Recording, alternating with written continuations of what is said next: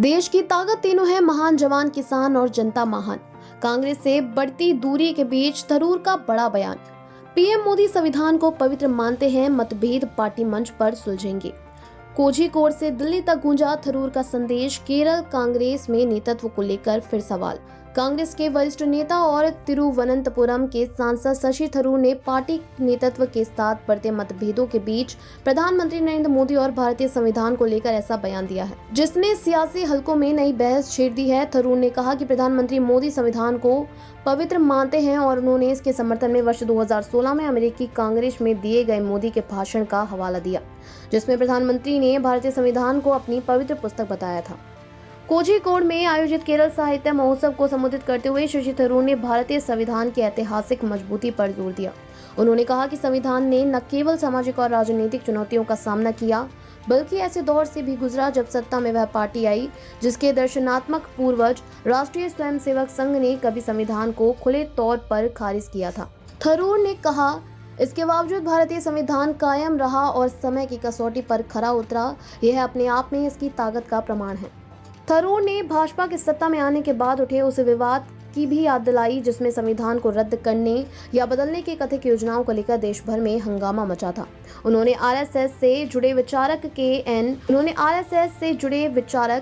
N Govindacharya द्वारा नए संविधान को मसौदा तैयार करने संबंधी खबरों का हवाला देते हुए कहा कि इस कार्यक्रम में थरूर ने राष्ट्रीय सुरक्षा से जुड़े मुद्दों पर भी खुलकर बात की। उन्होंने स्पष्ट कहा कि ऑपरेशन सिंदूर को लेकर उन्होंने जो रुख अपनाया था उसके लिए वे किसी तरह की माफी नहीं मांगेंगे। थरूर ने पहलगांव आतंकी हमले के बाद कहा था कि इस अपराध के दोषियों को सजा मिलनी ही चाहिए। जब प्रधानमंत्री मोदी के नेतृत्व वाली सरकार ने वही कदम उठाए जिनका मैंने सुझाव दिया था, तो मुझे हैरानी हुई। शशि थरूर ने पहली बार सार्वजनिक रूप से यह स्वीकार किया कि पार्टी के साथ उनके कुछ मतभेद हैं।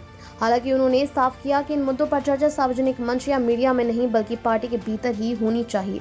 थरूर ने कहा, कुछ ऐसे मुद्दे हैं जिन्हें मुझे पार्टी नेतृत्व के सामने रखना है। मैं संसद सत्र के लिए दिल्ली जा रहा हूं और मुझे विश्वास है कि मुझे अपनी बात खुलकर रखने और नेतृत्व का दृष्टिकोण जानने का अवसर मिलेगा। उन्होंने यह भी जोर देकर कहा कि उन्होंने संसद के भीतर कभी भी कांग्रेस के घोषित रुख से अलग कोई लाइन नहीं ली है।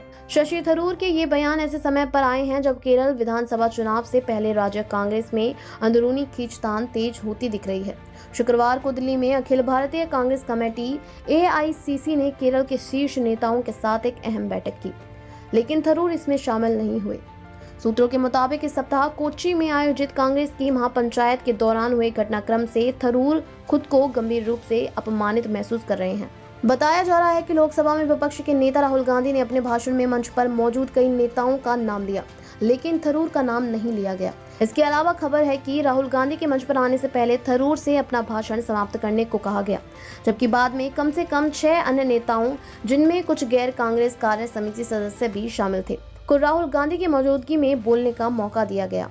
थरूर के बयानों को कई राजनीतिक विश्लेषक कांग्रेस के भीतर नेतृत्व, विचारधारा और संवाद की कमी से जोड़कर देख रहे हैं। एक ओर वे सार्वजनिक तौर पर संविधान और राष्ट्रीय सुरक्षा जैसे मुद्दों पर संतुलित रुख अपनाते नजर आते हैं, वहीं दूसरी ओर पार्टी के भीतर उनकी भूमिका और सम्मान को लेकर सवाल लगातार गहराते जा रहे हैं। अब निगाहें इस बात पर टिकी हैं कि दिल्ली में पार्टी नेतृत्व के साथ होने वाली बातचीत के बाद शशि थरूर और कांग्रेस के रिश्तों में कोई नई स्पष्टता आती है या केरल कांग्रेस की अंदरूनी खींचतान और तेज होती है।